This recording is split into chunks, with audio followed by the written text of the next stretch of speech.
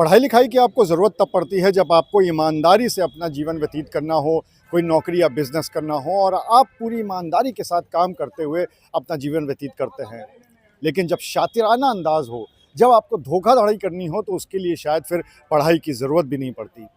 कानपुर में कुछ ऐसे ही देखने को मिला। यहाँ पर साइबर ठगी के मामले में पुलिस ने ऐसे शातिर को गिरफ्तार किया है जो मात्र 8वीं पास था, लेकिन उसने इस तरह के फर्जीवाड़े करके करोड़ों रुपए कमा लिए और उसके लिए जो काम करने वाले लड़के थे वो पढ़े लिखे थे और वो जो खुद आरोपी था वो मात्र 8वीं पास था।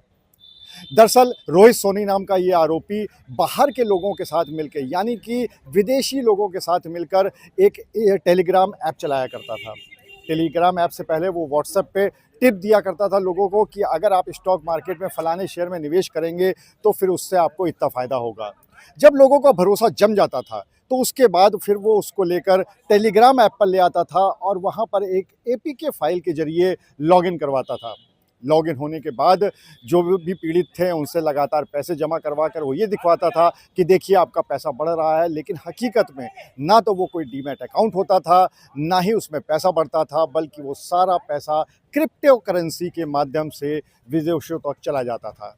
इस पूरे काम के लिए मुख्य आरोपी रोहित सोनी को एक मोटी रकम मिलती थी और उस रकम के सहारे उसने अपनी नीचे की टीम भी रखी हुई थी। और टीम भी कैसी, ऐसी टीम जो कि इधर-उधर काम नहीं करती थी, कोई छोटे-मोटे काम नहीं करती थी, बल्कि बैंक में काम किया करती थी। जी हाँ, जो अन्य आरोपियों को पुलिस ने गिरफ्तार किया है, उसमें एक आरोपी है अक्षय गुरु, जो कि आईडीएफसी बैंक में लोन रिकवरी एजेंट के रूप में काम कर रहा है। अगर हम दूसरे आरोपी की बात करें, मनीष मंडल, तो वो एचडीएफसी बैंक में सेल्स डिपार्टमेंट में काम करता है। अगर तीसरे आरोपी की बात करें, मयंक मीणा, तो वो एक एमबीए पास है और एक प्राइवेट बैंक में क्लर्क के तौर पे काम कर रहा है। यानी ऐसी जगहों पर काम करने वाले लड़के एक शातिर के चंगुल में आ जाते हैं और फिर उसके साथ मिलके इस पूरे फ्रॉड के धंधे को अंजाम देते हैं। क्या कहना है पुलिस का इस पूरे मामले में? चलिए आपको वो सुनाते हैं। कानपुर में पीछे जून में एक वादी ने ये सूचना दी कि उनके साथ में टेलीग्राम पे इन्वेस्टमेंट का फ्रॉड हुआ है और उसकी धनराशि लगभग पौने 2 करोड़ रुपए है। वादी रिटायर हो चुके थे और अपना उनका जो भी रिटायरमेंट बेनिफिट था वो लगभग पूरा का पूरा वो इस फ्रॉड में गंवा चुके थे। एक बहुत बड़े लेवल का फ्रॉड था जिसमें टेलीग्राम ग्रुप में उनको जोड़ा गया और उनको एक एपीके फाइल भेज करके फर्जी डीमैट अकाउंट खोलने के लिए प्रोत्साहित किया गया। उसी ग्रुप में जो ये फ्रॉड लोग थे उनके साथ ही उसमें फर्जी लुभावने ऑफ़र दे रहे थे कि हमने फलाने शेयर में पैसा लगाया और हमारे पैसे डबल हो गए, इसमें लगाया तो इसमें पैसे डबल हो गए। तो उसी आधार पे उन्होंने उसमें एपीके फाइल डाउनलोड करके फिर उसमें अपना डीमैट अकाउंट बनाया जो बेसिकली था ही नहीं, आर्टिफिशियल डीमैट अकाउंट था। और उनके बताए गए टिप के अनुसार उसमें इन्वेस्टमेंट करना शुरू किया। पैसा एक्चुअली में रियलिटी में इनके खाते से कटता था, लेकिन डीमैट अकाउंट में जो वृद्धि दिखाई दी जाती थी वो एक्चुअली में एक्चुअल नहीं होती थी। धीरे धीरे करके जब बाद में इनको समझ में आया कि इनसे पैसे तो लिए जा रहे हैं लेकिन वहाँ से पैसे निकालना संभव नहीं है, तब इन्होंने पुलिस से मदद मांगी। जब पुलिस ने वापस से उन नंबरों के बारे में छानबीन करना शुरू किया तो फिर वो नंबर बंद हो गए। उसके बाद हम लगातार उसमें लगे हुए थे।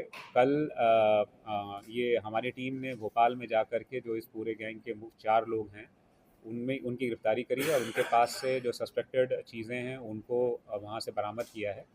अब तक की जानकारी से समझ में आया है कि रोहित सोनी नाम का युवक इसमें जो 8वीं फेल है वो इस पूरे का जो पूरा गैंग है इसका सरगना यहाँ इंडिया में है। ये लोग इन्होंने अपने अकाउंट्स के माध्यम से लोगों को ढूँढना, लोगों को व्हाट्सएप ग्रुप में जोड़ना, फिर टेलीग्राम ग्रुप में जोड़ना, फिर अपने जो इनके मुख्य सरगना हैं जो भारत के बाहर बैठे हुए हैं उनके माध्यम से एपीके फाइल लेकर के डीमैट अकाउंट में पैसे डलवाना, उसमें फ़र्जी तरीके से पैसे बढ़ते हुए दिखाना, ये काम इन्होंने किया। ये काम केवल इन्होंने हमारे जो कानपुर में मुकदमा लिखा है इसी वादी के साथ ना करके लगभग इनके ऊपर पूरे देश में 250 के लगभग एफआईआर दर्ज हैं और इन्होंने कम से कम 15-20 राज्य के लोगों को ठगा है। हमारे जनपद में भी हमारे प्रदेश में भी कम से कम 20-25 जनपदों में इनके खिलाफ अभियोग पंजीकृत हैं। लेकिन अभी तक अन्य जो डिस्ट्रिक्ट की टीमें या प्रदेश की टीमें इनको नहीं पकड़ पाई थी। हमारी टीम को सफलता मिली, इन 4 लोग को गिरफ्तार किया है शीघ्र ही इनके बारे में जो इनके 8 अकाउंट हमको अभी तक जानकारी हुई है उनके बारे में स्टडी कर रहे हैं, कैसे पैसा किस अकाउंट से निकाला गया है इसके बारे में जानकारी कर रहे हैं। इनके अन्य साथी जो भारत के बाहर हैं उनको किस प्रकार से पकड़ा जा सकता है इसके बारे में जानकारी कर रहे हैं। हमारा प्रयास रहेगा कि जिन लोगों को भी इन्होंने ठगा है उन सबके पैसे वापस हो जाए।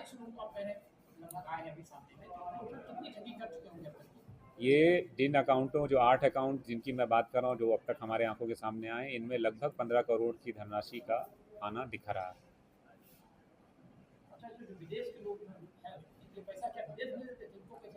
जो एपीके फाइल है, कौन से किस तरीके से इनपुट देना है, किस कंपनी के शेयर में पैसा आज बढ़ा के दिखाना है, कैसे यहाँ से इन्वेस्टमेंट को क्रिप्टो करेंसी के थ्रू लेना है, तो उसके तार जो इनके द्वारा बताया गया है वो भारत के बाहर के कुछ देशों से जुड़ रहे हैं, उसके बारे में हम जानकारी कर रहे हैं।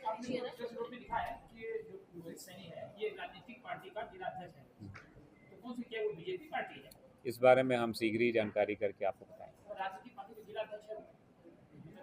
ये चीज़ हम जानकारी कर रहे हैं।